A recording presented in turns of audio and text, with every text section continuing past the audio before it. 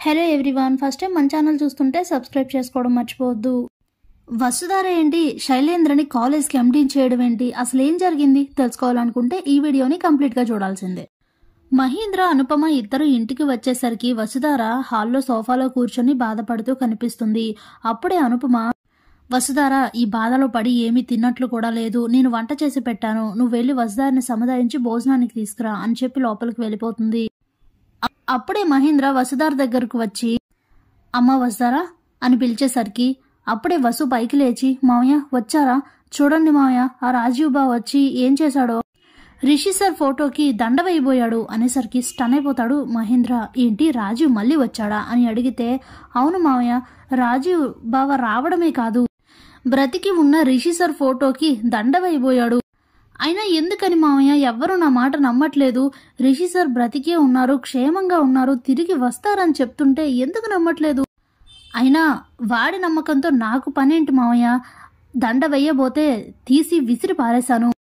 అయినా మీరే చెప్పండి, రిషి సార్ బ్రతికే ఉన్నారు కదా, రిషి సార్ క్షేమంగా ఉన్నారు కదా మావయ్య అని అంటే, ఇప్పుడు రిషి లేడు అని వసుతో వాదించడం వలన ఉపయోగం ఏం లేదు, పైగా తను ఇంకా ఎక్కువ బాధపడుతుంది.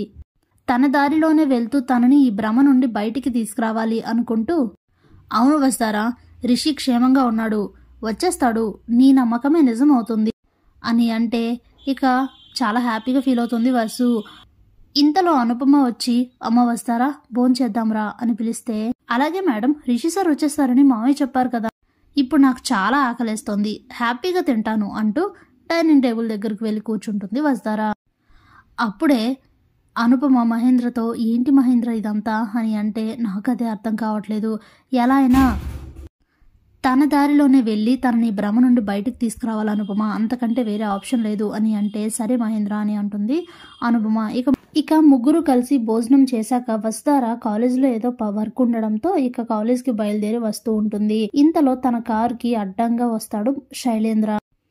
ఇక వెంటనే కార్ దిగి బయటికి వచ్చి, ఇలా కార్కి అడ్డంగా కార్ పెట్టా, తప్పుకో అని అంటే, తప్పుకోవాలనే ఉద్దేశం ఉన్నవాడినే అయితే ఇంత కష్టపడి నిన్ను ఓవర్టేక్ చేసి మరీ వచ్చి ఇక నీ కార్ అడ్డంగా పెట్టాలా అని అంటే, శైలేంద్ర నాకు పనులున్నాయి, నేను కాలేజ్కి వెళ్ళాలి అని అంటే, వెళ్తూ లేవస్తారా, ఒక్క 10 నిమిషాలు నాకు టైం ఇవ్వు, నీతో మాట్లాడాలి అని అంటే, నీతో మాట్లాడే అవసరం నాకు లేదు అంటుంది వసు.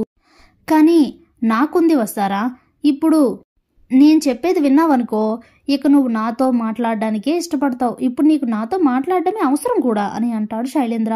ఏంటి, ఏం మాట్లాడతావు నువ్వు నాతో అని అడిగితే, రిషి గురించి మాట్లాడతాను అని అంటాడు. స్టన్ అయిపోతుంది వసు. ఏంట్రా నువ్వు రిషి సార్ గురించి నాతో మాట్లాడేది అని అంటే, నీ నమ్మకమే నిజమైంది వస్తారా, నీకు ఒక సర్ప్రైజ్ ఇవ్వనా అని చెప్పి రిషి ఫొటోస్ని వీడియోస్ని చూపిస్తాడు శైలేంద్ర. రిషి సార్ అంటూ ఆ వీడియోస్ని చూస్తూ చాలా హ్యాపీగా ఫీల్ అయిపోతుంది వసు. రిషి నా దగ్గరే క్షేమంగా ఉన్నాడు వస్తారా, నిన్న ముకుల్ బాబాయ్ ఇన్వెస్టిగేషన్కి తీసుకువెళ్ళిన బాడీ రిషిది కాదు, DNA రిపోర్ట్స్ కావాలని నేనే మార్చి ఇలా చేయించానన్నమాట అని అంటే, ఎందుకు అని అడుగుతుంది వసు. ఎందుకంటావేంటి వస్తారా, నా ప్లాన్స్ నాకుంటాయి కదా, అసలే రిషిగాడు ప్రాణాలతో ఉంటే నాకు చాలా ఇబ్బంది, అందుకే ఇలా అని అంటే, ఏయ్ నువ్వు తప్పు చేస్తున్నావు శైలేంద్ర, నేను ఇప్పుడే ఈ విషయం ముకుల్కి చెప్తాను అంటూ కాల్ చేస్తూ ఉంటే వెంటనే ఫోన్ లాక్కుంటాడు శైలేంద్ర. ఏయ్ ఏంటిది అని వసు అంటే, హలో మేడం, ఇప్పుడు ఉన్న పలంగా రిషి ఉన్నాడు అన్న విషయాన్ని నీకు ఫొటోస్తో వీడియోస్ సహా ఎందుకు చూపించానో తెలుసా, నువ్వు వెళ్ళి ముకుల్కి చెప్తావని కాదు అని అంటే, మరెందుకు అని అడుగుతుంది వసు. నీకు నీ రిషి క్షేమంగా ప్రాణాలతో కావాలి కదా, మరి ప్రాణాలతో కావాలి అంటే నాకు MD సీట్ ఇవ్వాలి అని అడుగుతాడు శైలేంద్ర. స్టన్ అయిపోతుంది వస్తారా.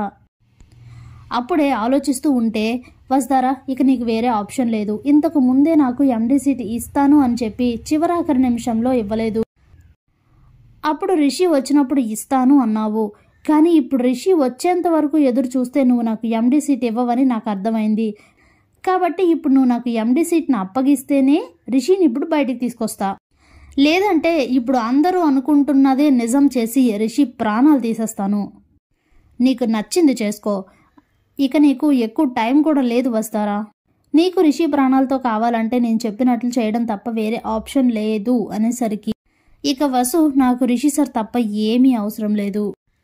రిషి సార్ క్షేమంగా ఉంటే ఏ రోజుకైనా తిన బండారం బయటపడ్డం ఖాయం. తిరిగి మళ్ళీ రిషి సార్ కాలేజ్కి ఎండీ అవుతారు. నేనే తనని ఎండీని చేస్తాను అని చెప్పి, సరే శైలేంద్ర, నీకు ఇప్పుడే ఎండీ బాధ్యతలు అప్పగిస్తా పదా అని చెప్పి వెంటనే కాలేజ్కి వచ్చి ఉన్న పరంగా మీటింగ్ అరేంజ్ చేసి ఆ రోజు ప్రిపేర్ చేసిన లెటర్ పై ఈరోజు సైన్ చేసి వసు అయితే కాలేజ్ ఎండీని చేస్తుంది శైలేంద్రని. ఈ విషయం తెలుసుకున్న అనుపమ మహేంద్ర స్టన్ అయిపోయి వెంటనే కాలేజ్కి వస్తారు. వసుధార, ఏం చేస్తున్నావు? ఏంటి నువ్వు చేసిన పని? వాడిని కాలేజ్ ఎండీని చేసావేంటి అని అంటే, రిషి సార్ క్షేమంగా వస్తారు మావయ్య, అందుకే ఇలా చేశాను అని అంటుంది వసు.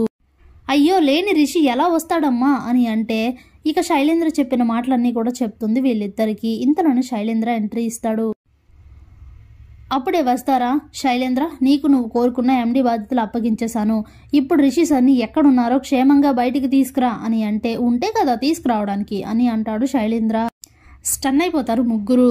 ఏయ్, ఏం మాట్లాడుతున్నావు? ఇందాక నువ్వే కదా రిషి సార్ ఫొటోస్ వీడియోస్ చూపించి ఆయన క్షేమంగా ఉన్నారని చెప్పావు. అందుకే కదా నీకు ఎండీ బాధ్యతలు అప్పగించాను అని అంటే, ముళ్ళుని ముళ్ళుతోనే తీయాలి వస్తారా. రిషి నా దగ్గరే క్షేమంగా ఉన్నాడు. నీకు అప్పగిస్తానని చెప్పకపోతే నువ్వు నాకు ఎండీ పదవిని ఇవ్వవు కదా, అందుకే అలా అబద్ధం చెప్పాను అనేసరికి స్టన్ అయిపోతారు ముగ్గురు. వస్తారా లాగిపెట్టి కొడుతుంది శైలేంద్రని. అప్పుడే శైలేంద్ర నవ్వుతూ, నువ్వు ఎన్ని చెంపదెబ్బలు కొట్టినా ఏం చేసినా ఇప్పుడు నో యూజ్ వస్తారా, ఇప్పుడు నువ్వు నన్ను ఏమీ చెయ్యలేవు కూడా అని చెప్పి అక్కడి నుంచి వెళ్ళిపోతాడు శైలేంద్ర. ఇక వసుధార అక్కడే అలా కూలిపోయి చాలా చాలా ఏడుస్తూ బాధపడుతూ ఉంటుంది. Thanks for watching.